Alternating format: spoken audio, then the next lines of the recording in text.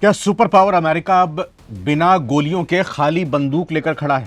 यह सुनने में फिल्मी लग सकता है, लेकिन पेंटागन की, जी हां, अमेरिकी रक्षा मंत्रालय की ताजा रिपोर्ट ने पूरी दुनिया में हड़कंप मचा दिया है। खबर यह है कि ईरान के साथ जारी टकराव के बीच अमेरिका का मिसाइल भंडार तेजी से खाली हो रहा है। थाड जैसे महाविनाशकारी डिफेंस सिस्टम का 50% स्टॉक खत्म हो चुका है।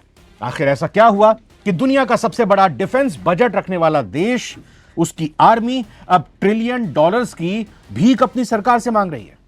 और क्या ट्रंप ने जो सीज फायर यानी युद्ध विराम बढ़ाया है वो शांति के लिए है या सिर्फ अपना ये मिसाइलों का स्टॉक, अपना भंडार, अपना गोदाम भरने के लिए है? तो आगे इस वीडियो में हम अमेरिका की मिसाइल क्राइसिस का पूरा काला चिट्ठा खोलेंगे। दरअसल CNN की रिपोर्ट के मुताबिक ईरान ने जिस तरह से ड्रोन और मिसाइलों की बौछार की, उसे रोकने के चक्कर में अमेरिका ने अपने सबसे महंगे हथियारों का आधा जखीरा फूंक डाला है।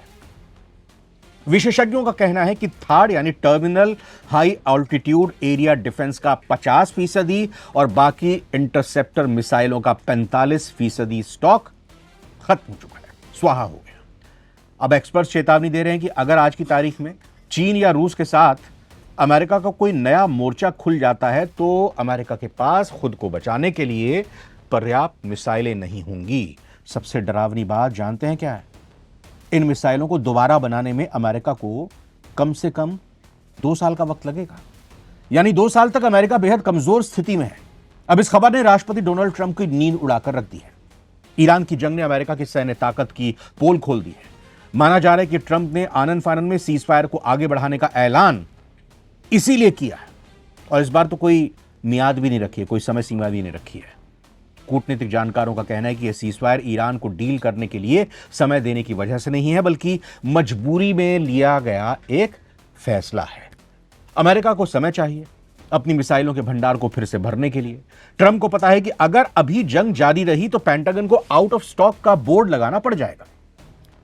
CNN की रिपोर्ट एक और चौंकाने वाला खुलासा करती है। पेंटागन ने ट्रंप प्रशासन से रक्षा बजट 2027 के लिए पेंटागन की तरफ से अब खरबों डॉलर, ट्रिलियंस ऑफ डॉलर्स की डिमांड आ गई है। वहां की फौज का कहना है, सेना का कहना है कि पुरानी मिसाइलें खत्म हो चुकी हैं, नई तकनीक के हथियार बनाने के लिए पैसा पानी की तरह बहाना पड़ेगा, और इस कमी को पूरा करने के लिए अमेरिकी सैन्य अधिकारियों ने साल 2027 के बजट में करीब $1.5 ट्रिलियन की मांग किया। $1.5 ट्रिलियन, वो भी 1 साल के बजट के लिए। इसमें सबसे ज्यादा जोर ड्रोन और काउंटर ड्रोन तकनीक पर है, जिसके लिए $74 अरब मांगे गए हैं। पेंटागन के अधिकारियों का कहना है कि ड्रोन युद्ध ने आधुनिक युद्ध क्षेत्र को पूरी तरह से बदल दिया है। अमेरिका अब न केवल नए ड्रोन बनाना चाहता है, बल्कि दुश्मन के ड्रोन्स को मार गिराने वाले सिस्टम पर भी $21 अरब खर्च करने की तैयारी में है। इसके अलावा नौसेना के लिए टॉमहॉक क्रूज मिसाइलों की खरीद में भी भारी बढ़ोतरी का प्रस्ताव रखा गया है, ताकि ईरान के खिलाफ हमले तेज किया जा सके आगे, अगर यह सीज फायर खत्म होता है तो। अब अमेरिका इस वक्त ऐसे चक्रव्यूह में फंसा है जहां उसे अपनी अर्थव्यवस्था और अपनी सुरक्षा में से किसी एक को चुनना पड़ेगा। क्या अमेरिकी टैक्स पेयर्स इस भारी भरकम बोझ को उठाने के लिए तैयार होंगे? ये ट्रंप के लिए सबसे बड़ी राजनीतिक चुनौती भी है।